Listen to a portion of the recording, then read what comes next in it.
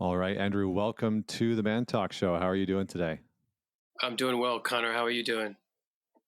I'm doing so good. I'm doing so good. I'm very much looking forward to this conversation and looking forward to you sharing your perspective and just the dialogue that I think will come out of this because you wrote this incredible book, Better Boys, Better Men, and I get questions all the time about kids and masculinity and boys especially, or what does that look like?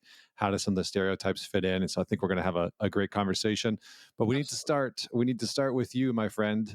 So tell us a story about a defining moment in your life that made you who you are today. Sure. I'm going to give you two, and I'll keep them brief. For me, on the path of kind of carving out a new kind of brand of masculinity or breed of masculinity, for me, really begins at about 7 years old, and I get into this brutal fist fight in the neighborhood with another boy. We're basically the same age, and usually in my neighborhood, when there's little kind of tips like that, they end quickly. Hmm. There used to be a few punches thrown, and I mean that was basically it, and everything went back to normal once the air was cleared. And this was really an atypical fight, even though we were incredibly young. This was a boy who I later realized was suffering. He and his older brother were suffering a lot of abuse from their parents. When the doors and screens were open in the summer, we heard a lot of yelling coming out of that house, and of course you don't realize as a kid what that is going to mean for the children. But we get into this fight, and it becomes this brutal fight. And at some point, this boy tells me to get down on my knees and beg for mercy. And we'd already been going at it for a while, and I was bloodied. I was crying, and of course, I did it, thinking in good faith that he's going to stop the fight, which he said he would, but he doesn't. He keeps pummeling me while I'm on my knees. And so the fight goes on. And at some point I even get up and try to run away. And he comes after me and just keeps hitting me more. The whole neighborhood had turned out for this, something I don't ever recall seeing, throughout our childhood. And one of the things that I recall, and this often happens when people experience traumatic experiences, you remember these bizarre details and things kind of happen in slow motion. One of the things I remember very vividly is looking around for help from the other kids who were watching the fight, and their mouths and eyes were just wide open because this wasn't the kind of thing that happened in our neighborhood. And so I come home later that day, after I've just kind of hidden behind an azalea bush. And I finally come in through the back door quietly, and I hear my oldest brother yelling at my mother. And I'm thinking the whole time, I don't know what this is going to look like, but he's going to come to my rescue. He's going to stick up for me. Instead, what I hear is him yelling about what a black sheep, what a coward, what an embarrassment I am to the family. That really kind of marked the beginning of what would become a many decades long smear campaign from my oldest brother about me. I mean, he did it to the other siblings as well in different ways. But for me, it was always, I fell short as a boy / burgeoning man. Hmm. And so I was always a coward. And so not long after that, I started getting into lots and lots of fights. And what I realized when I started this book was that I was just trying to fight my way out of the shame. I was trying to redeem myself. And so that went on for a number of years. And then eventually, when I got beyond that, I stopped fighting, I guess, at the end of elementary school. And when I unclenched my fist, it kind of created this open space. And in that vacuum, in that void, I started paying attention to the way that boys were talking to each other and treating each other. And so I decided at a young age, not very consciously, but subconsciously, that I was going to push back against a lot of this.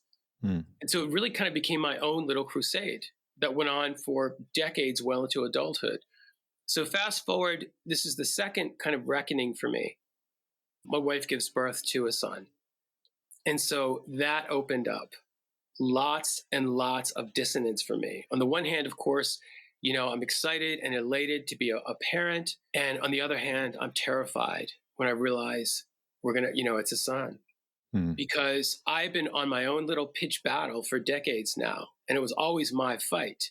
And that was okay because it was my fight. And I knew the rules of engagement, and I knew how to navigate this terrain. But now I've got a son. And so it just kind of opens up a lot of wounds again Hmm. and a lot of questions, because I didn't want my son being thrown to the wolves, because I knew that, the kind of a lot of the masculinity and the masculine identity that is still very prevalent is out there. And I already knew by the time I was a father what this could mean for a young, impressionable boy. On the other hand, I didn't want to go the other extreme and impose my own baggage on him. So it meant, what is this healthy masculinity going to look like? Because you're going to have to be more intentional now that you've got a son. You're going to have to be intentional with somebody else.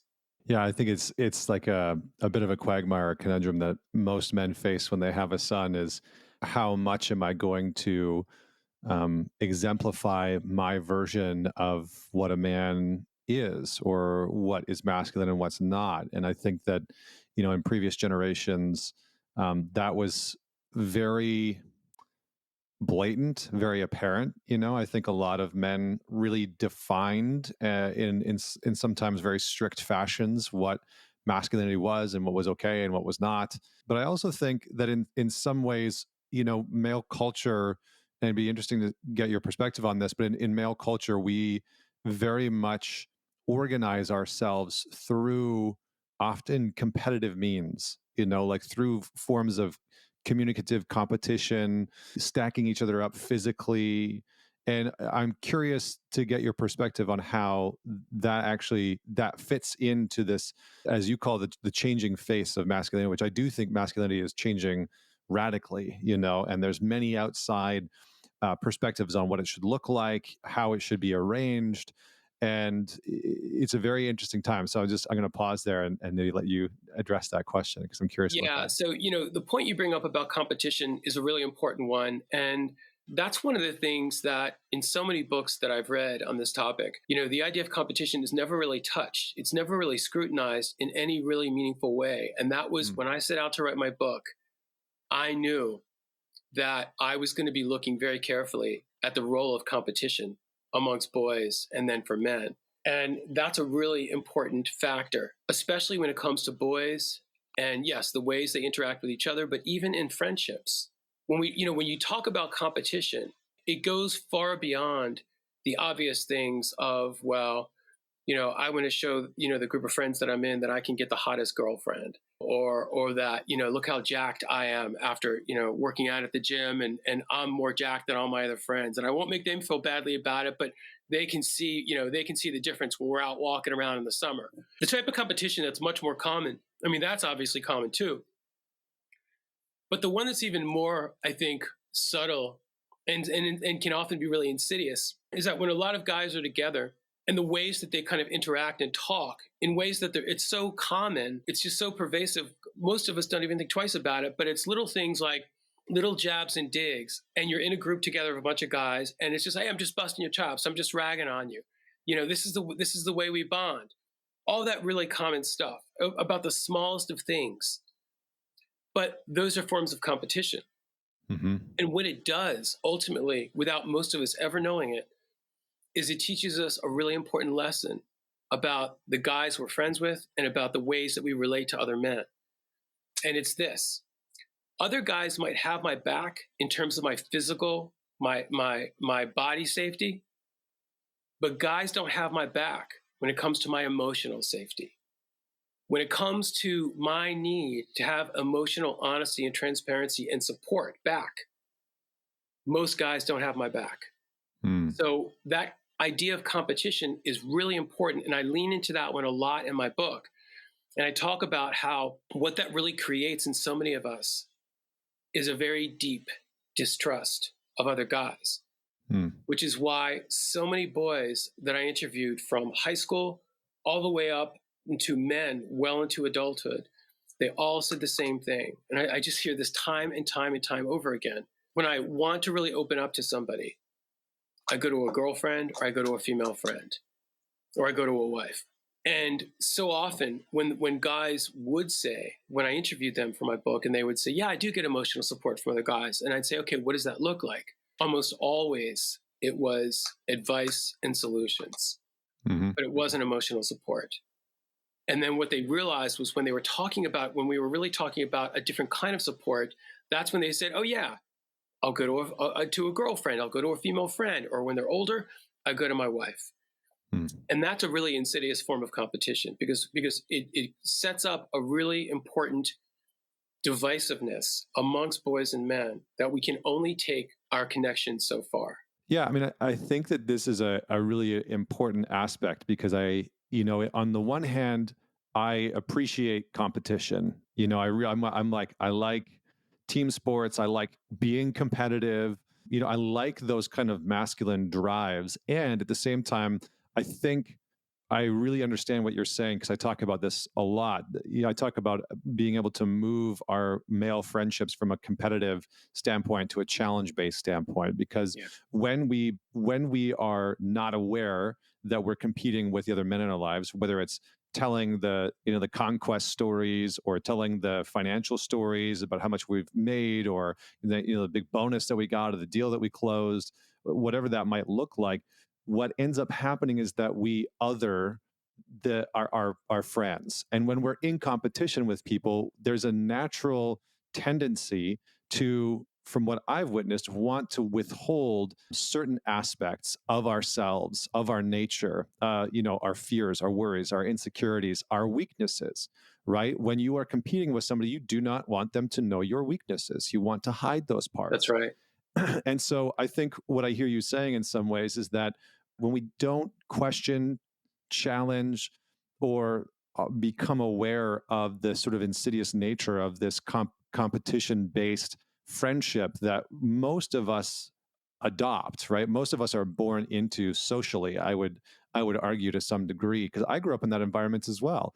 I grew up in central Alberta playing hockey, going to public school, and a lot of the masculine culture was very much about being in competition with the other guys, right? With the jocks, with the smart kids who, we called nerds at the Yeah, time, right? Like being in competition with all the other guys to sort of get a sense of where you rank socially. And that seems to be how we as men have largely organized ourselves hierarchically, yeah, and we sort of try and find like where we fit socially in that way. And I think that we often just don't question it, but it removes our capacity to actually be able to really be close yeah, and feel like we have deep, meaningful relationships. I think there was a study in Britain. I think this was in the like 2010, 2011, where they asked men, "Do you have someone to call in a crisis at night?" And like 50% of them said no, right? 50% of men said no, I don't have someone. And then next question was, do you feel like you have a male friend that you can rely on in a crisis? And another 50% said no again. And I think that some of this is because of that competitive nature, that it naturally creates distance. And so how do you see this showing up in boy culture as you did these interviews and spoke with a lot of younger kids and younger men? How do you see that competition showing up within that culture?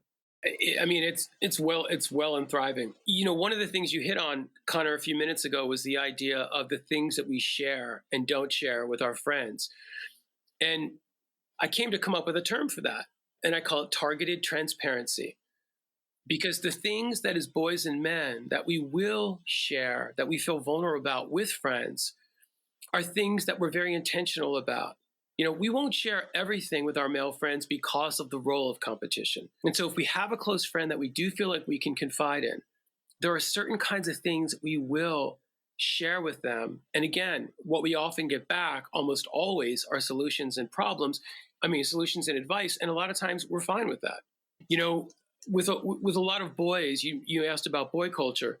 A lot of boys will basically look for advice on things that they won't feel comfortable asking teachers, they won't feel comfortable asking parents, and these are often things that they really could use a much wiser perspective on things like when it comes to girls. Well, for boys, that's really important because one of the things that we see these spikes with suicide in younger and younger boys. And a lot of the things, if you look at the qualitative research, a lot of times the reasons that boys are attempting their own lives in, say, like high school and early college or college is over relationship issues. And so, when boys are opening up to, say, a guy friend, it'll be for advice or how should I handle this? But what they're not getting back, is empathy. Is somebody sitting back, bearing witness and saying, man, that really sucks. What you're going through right now, I really feel for you. That must be really, really hard. And, we've been programmed, and a lot of boys are still, given this from men. We've been programmed to believe that there's not a lot productive about emotional support.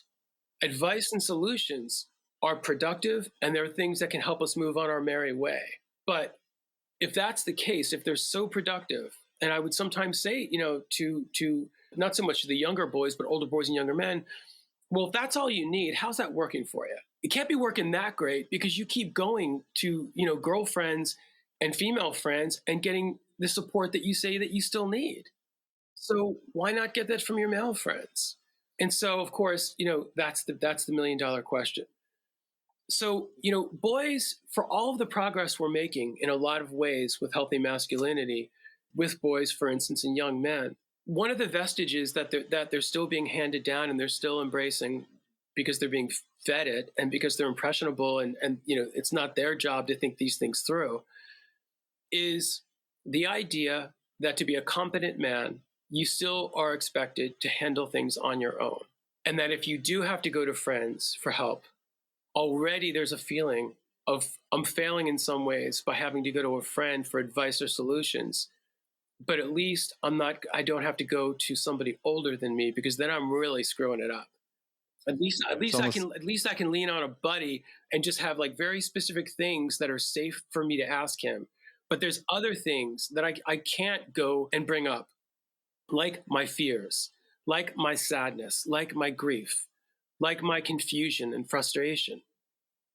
Those aren't things that often when it comes to this targeted transparency that boys are sharing with their male friends. It's how can I get help? What do you think I should do in this situation with this teacher? Because this teacher's really breathing down my neck and I'm really screwing it up big time. What do you think I should do with this girl? Because, we've been hanging out and I really like her, but, I don't want to come on too strong. I don't want to get rejected. So these kinds of things that they're sharing are compartmentalized. And so when we talk about this idea of competition, this is something boys and men are not taught to compartmentalize. What we do compartmentalize are our emotional lives. And that comes really easily to us because we are taught we are not emotional beings. One of the other big things I lean into in my book is about the ways that we talk to and don't talk to boys. And we teach boys at very, very young ages, often before language is even part of the equation for them, not to think of themselves as emotional beings, to be disconnected from that part of themselves. Of course, we know that anger is perfectly fine. Some of the interesting research I found when I was doing the research for my book was that there have been lots of different studies that show the parts of our brains that light up, for instance, with a lot of fathers, when they see their daughters smiling, the pleasure center of their brains light up. That same part of their brain lights up when they see their boys with stoic or neutral facial expressions. Fathers react that way to sons when they are showing no expression. Now, if they are reacting that way subconsciously, damn well when it comes to other ways that they're communicating with their sons, they're sending a message that is congruent with what they want their sons to be, which is that if their pleasure center of their brain is lighting up at a very neutral facial expression in their sons, the ways that they're going to be interacting with their sons are going to be sending that message. Being emotional, whether it's joy, whether it's sadness, these things you're not going to get the kind of positive, reinforcement loop from me. Fathers aren't saying that, but they're behaving that way. And some mothers are too, because this is the way we still raise boys. We're not really paying attention to the deeper emotional lives of boys because we still are of this notion that we're preparing them for manhood and being competent men if we teach them to separate their deeper emotional lives from the rest of their being. And so it's no coincidence that boys can go around easily compartmentalizing their emotional lives and saving it for the safety of girls and women. But yet when it comes to competition, we don't compartmentalize. That pervades all parts of our lives, and we expect that. Yeah, I mean, thank you for what you're laying out, because I think in many ways it's almost as though we we hold the perception that as men, our maleness or our masculinity is somehow broken or deficient or inferior when we need support, when we need specifically emotional help, right? I can't tell you how many guys I've heard say, like, therapy is for women, or going to a psychologist or getting a coach is, I don't believe in that crap. And I think in many ways that's that removal from doing the emotional work or from having to look at that part of ourselves. But it's interesting when you're talking about uh, suicide rates being higher in younger men who are going through relational issues. It like triggered a story for me, a memory for me when I was in high school. The woman that I was dating in high school, we'd been dating for a while, and I was very much like in between. I was not part of the cool crowd, but I was dating the cool girl in high school, and I was kind of this, friends with the geeks, friends with jocks, friends. I kind of had the people in all areas, but that relationship was very toxic at best. And Right. one of the many times that she ended things, and I remember going to one of my buddies and actually, like, breaking down. And I remember being in that, so clearly being in that situation and having him just look terrified.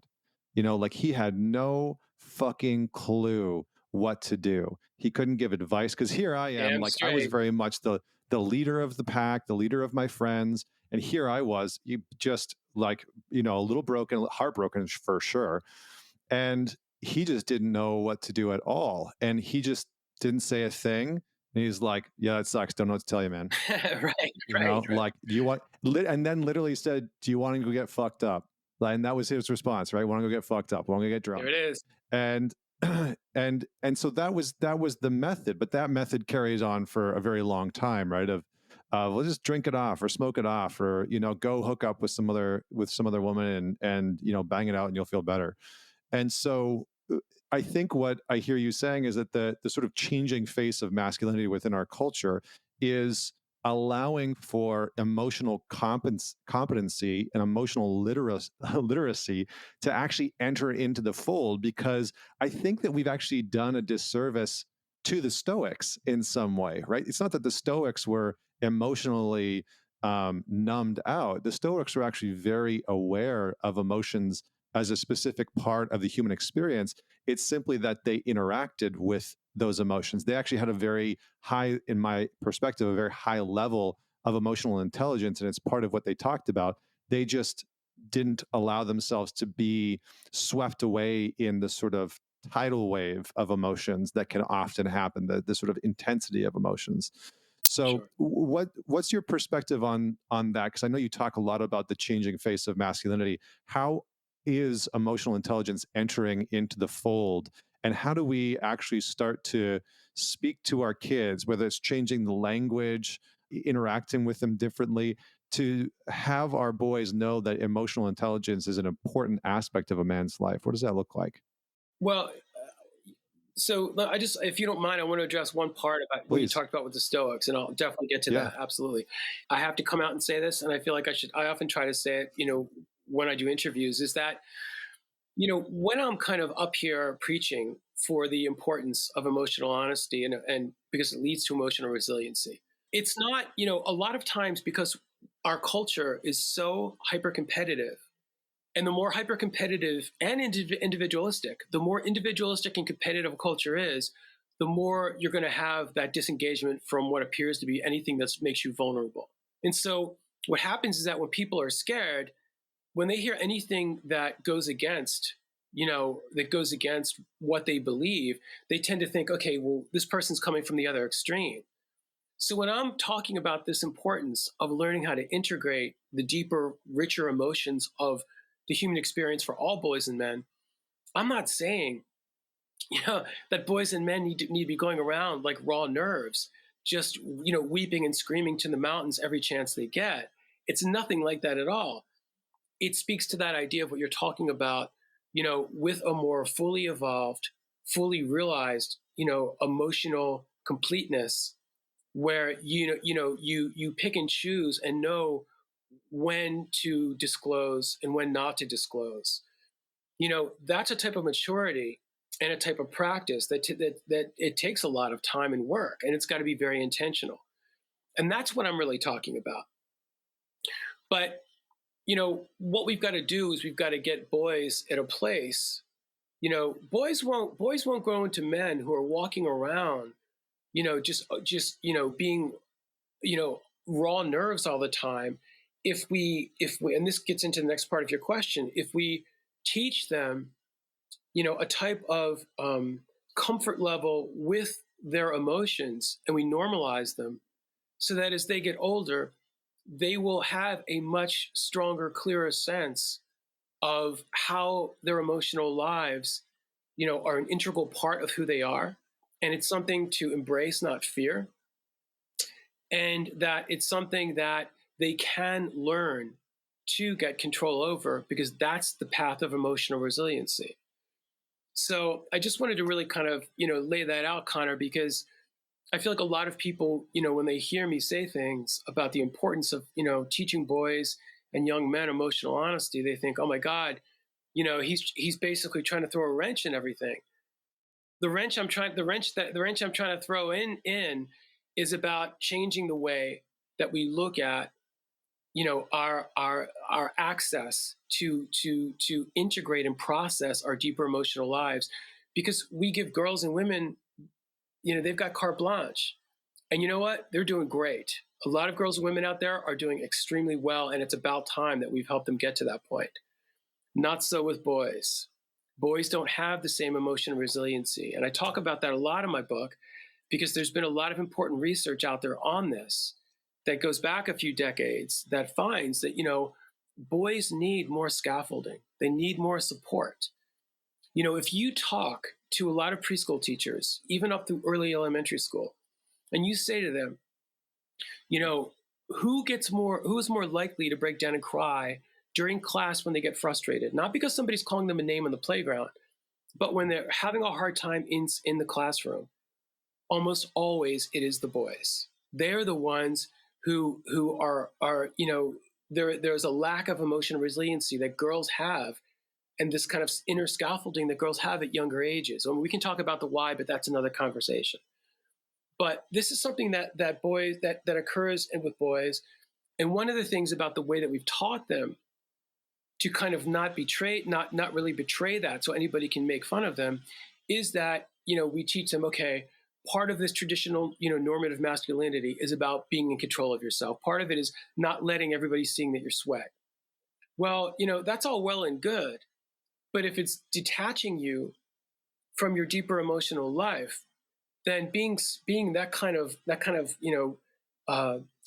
of porcelain stoicism isn't really serving boys and men and the rest of everybody else who's got to interact with them later in life. So how do we do this? I mean, one of the things that I've really, since my son has been born and I've gotten a lot more aware of this myself, is we have to normalize in the homes, and I think to some extent in the schools as well. We have to normalize with boys what kind of, not to be afraid of their deeper emotional lives. One of the things that often happens is that when we don't talk with boys in ways that increases their emotional literacy, what happens is that it sends a subtle subconscious message to them. Not only A, that they should detach themselves from this, but B, it's something to fear. And that's going to make it a lot harder when you're older to feel that you've got permission to get help for these kinds of things. We've got to normalize the way that we talk to and with boys, and even in front of boys. We have to really kind of normalize a type of language and behavior that doesn't well, it normalizes the emotional lives. One of the things that my wife and I have worked really hard on in the context of our relationship, just for the health of the relationship, is learning to normalize, the negative behaviors as well as the positive ones. And so, so our son might hear us saying, this is really scaring me, or this is something I'm really confused or frustrated about. So as opposed to just kind of leaning into the anger, it's about showing him how to model that it's okay to feel and to access and talk about it and to be accountable to the deeper parts of our lives. And that's a really important thing. One of the things that I often do with my son when I get really frustrated with him is I will go back to him, once I'm back in the blue, and I'll go to him and I'll say, okay, you heard me getting frustrated and even maybe a little bit angry with you. Let me tell you what was beneath that anger or that frustration. And I'll say to him, because you always need to remember that there are deeper, more real feelings beneath the anger. And so I'll let, sometimes I'll say things like, what you did scared me. What you did really scared me. And so I masked it with the anger because that's kind of, what I was taught to do. But what's really beneath this is I was scared of what you just did. And you need to know that, that kind of behavior is not safe for you. And so, at the very least, that's a way of going back and letting him know that I'm letting him know what the real emotion was, the real feelings and emotions behind it. And I'm also trying to normalize for him talking about these kinds of things so it's not something that seems scary and too hot for him to handle as he gets older. Yeah, well said. Yeah, I think part of the conundrum is, where to begin, because in order to raise more emotionally robust boys, we need more emotionally coherent and aware men. So Amen.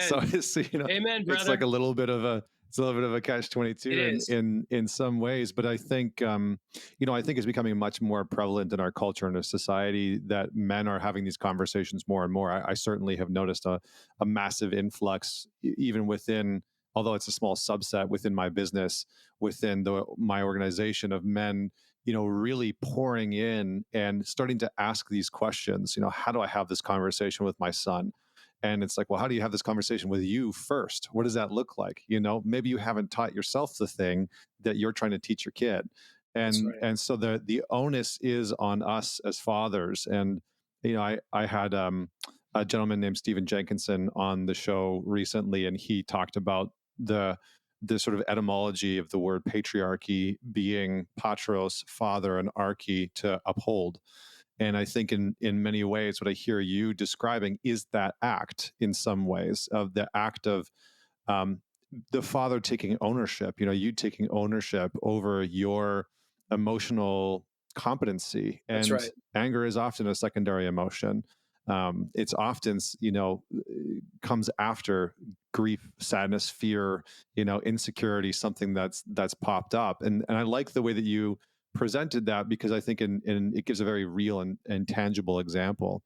Um, you say, I think this is directly from the book, and I just want to read it off and get your account of this, because I think it's really important. It's an interesting conversation. You say, whether or not the future is female, the sad reality is that the now of males is decidedly bleak.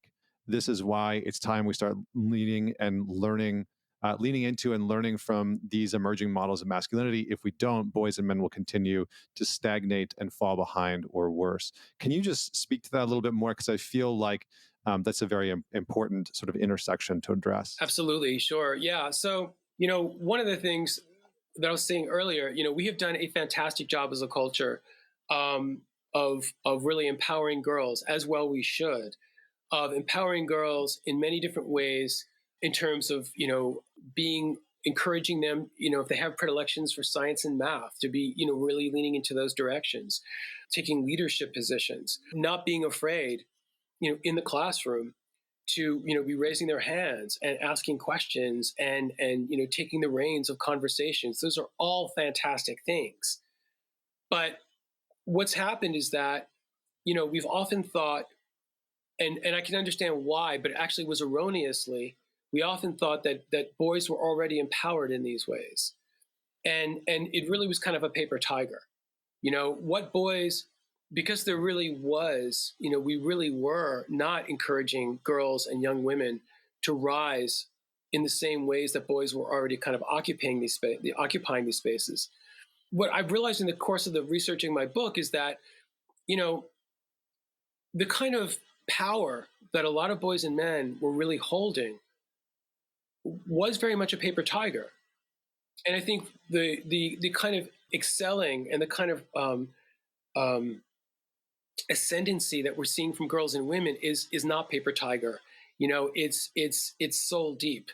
They are more emotionally resilient than a lot of boys. They are working a lot harder than a lot of boys and young men, and they're grinding it out. There's a grit there that what we're seeing, and I talk about this a lot in my book, it's not a coincidence that across the board at all levels, girls are doing better in school.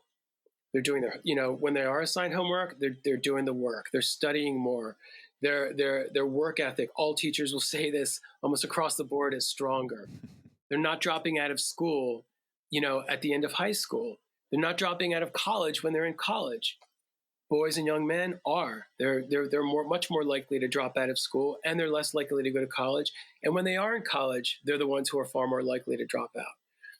And so even beyond college, there was a recent study that was done that showed that a lot of young women are much more likely to get professional entry-level jobs out of college than young men are. And then when you go up the scale even higher, age-wise, they're in most businesses now, in middle management and higher, you're much more likely to see women in those positions. You are more likely to see women in law school and in medical school. There's a common thread here. None of this is all just happenstance and coincidental. There's a common thread here. We finally have done a great job with girls and young women, and with boys and young men, they are stagnating because the kind of paper tiger power that they've always clung to, that they're still clinging to, they're starting to see why girls are running laps around them because the center isn't holding anymore. It may have worked in the past because we were holding girls and women back, and so we could kind of occupy the space and think that the type of power that we have is really generative, and it really it's a real deep force field, but it's not. We're seeing that now because boys and men are still being raised in ways that the kind of power structure that they were used to doesn't hold up anymore.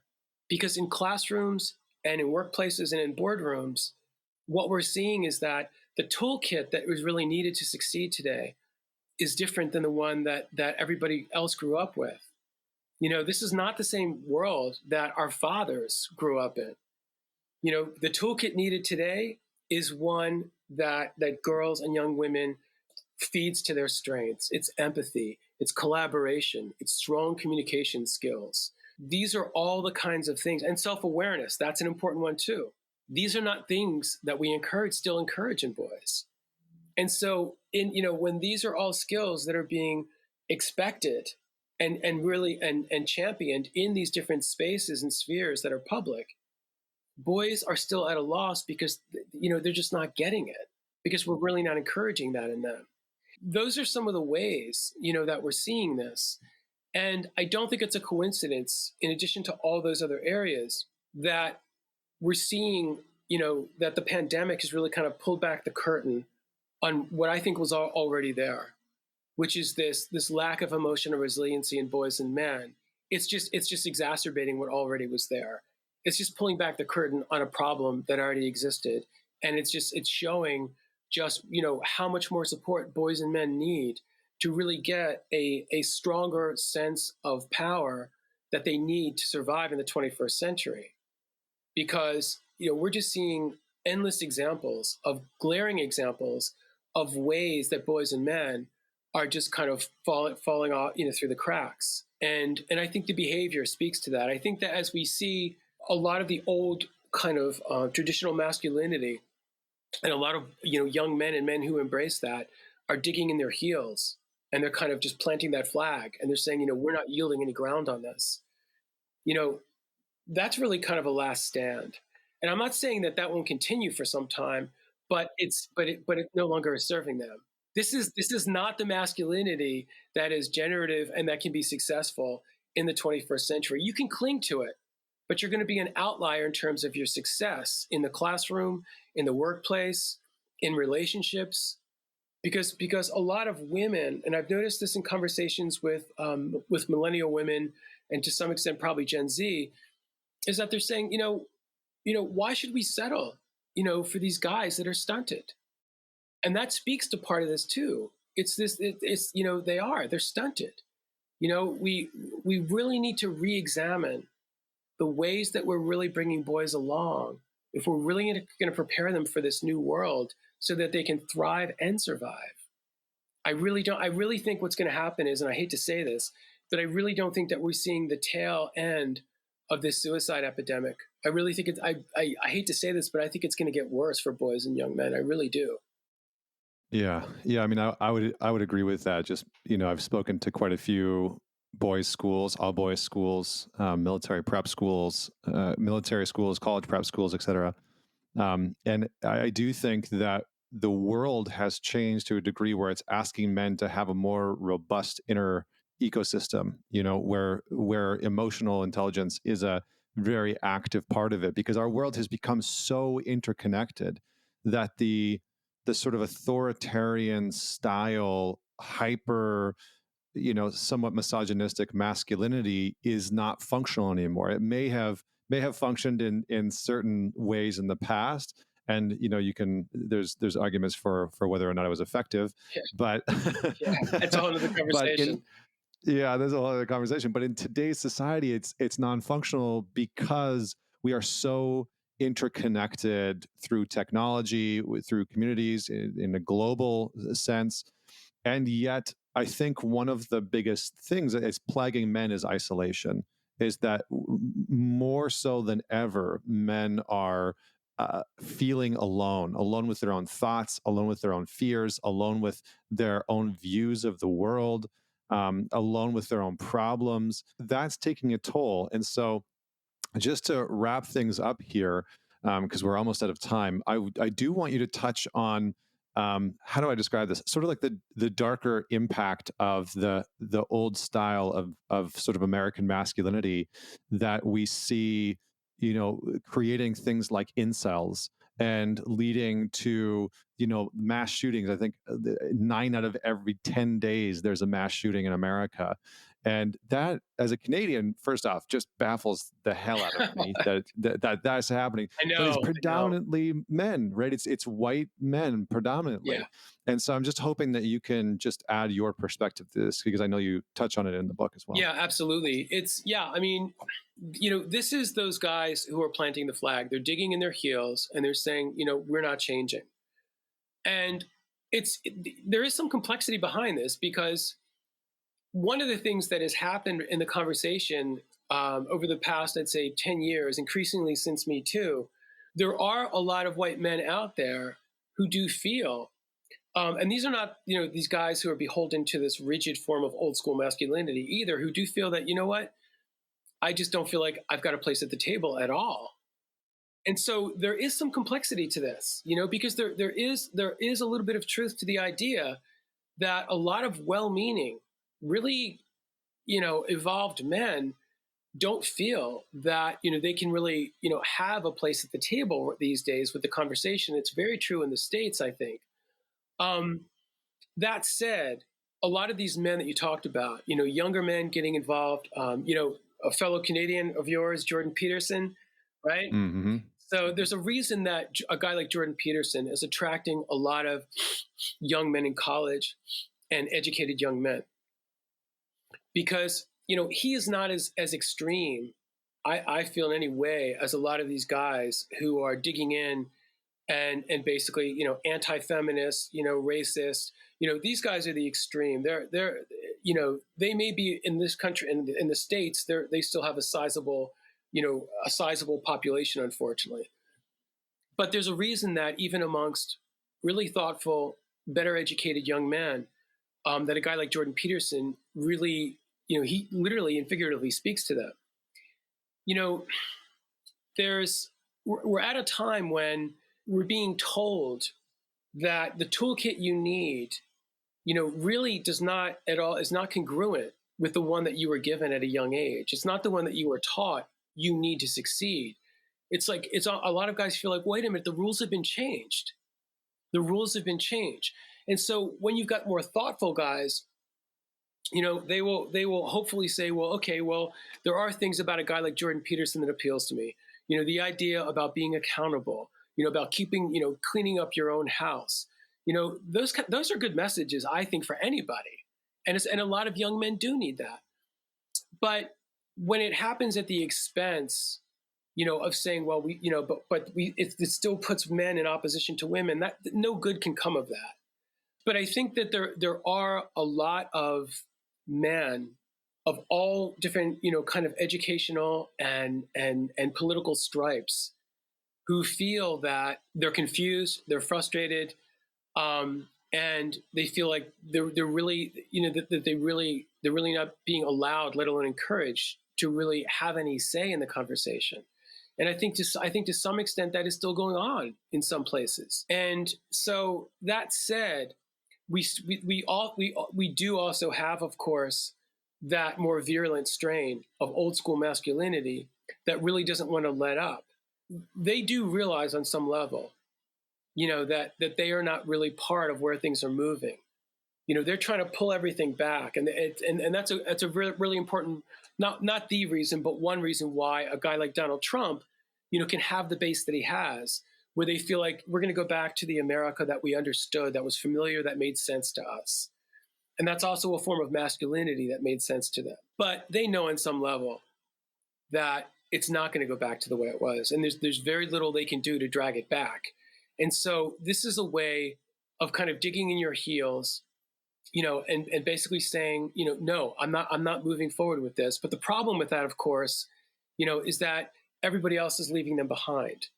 So, and so what happens is that, what they are then doing, and you talk about mass shootings, and I think that's an important part of this, is that you've got a lot of boys and young men who want to exact revenge, and this is part of that. It's that feeling of, I am suffering, even though they wouldn't admit it. I am suffering. Other people need to suffer as well. Other people need to be suffering. I can't be suffering alone. And that feeds into another thing that I think has to do with our kind of increasing degree of narcissism. It's this idea that I cannot and should not have to suffer alone. And that is very much of the old patriarchy, the idea that, this idea that I am justified in exacting revenge. And that's part of it. It's the idea that other people need to go down too. I'm not going down alone. I'm not going to be the only one suffering here. Other people are going to get dragged down with me. And so that does speak to that more toxic side of that kind of old school masculinity, and feeling like, there must be revenge. The field must be leveled for this. Yeah. Yeah, well said. It's almost like when the hero doesn't have a purpose anymore, he can very quickly turn into the villain. And I That's think right. that the heroic American archetype is radically shifting. And the men who felt like they embodied that archetype before now have a sense of purposelessness and are being asked to adopt and adapt in a new culture. And that's always a challenging time. But I think that maybe that's for another conversation, because we're going to have to wrap up here. So, Andrew, thank you so much for coming on and joining me in this conversation. For everyone that's out there, definitely go and check out Better Boys, Better Men, the new masculinity that creates greater courage and emotional resiliency. It is pretty much everywhere now, but we'll have the links for that in the show notes. And any final words of where people can find out more about your work, Andrew? Sure. So my website, andrewreinerauthor.com. I'm on Instagram. I only recently just got on Twitter. I've been trying to avoid that shitstorm for a long time. But I recently got onto Twitter, but Instagram is a little kinder, friendlier place. And of course on Facebook as well. And you can email me, if there's anything at areiner@towson.edu. Awesome. Wonderful. Well, thank you so much for joining me. For everyone that's out there, definitely share this episode with somebody that you know will enjoy this conversation. Maybe somebody that is raising a son and has questions about, what they might be facing. And until next week, this is Connor Beaton signing off.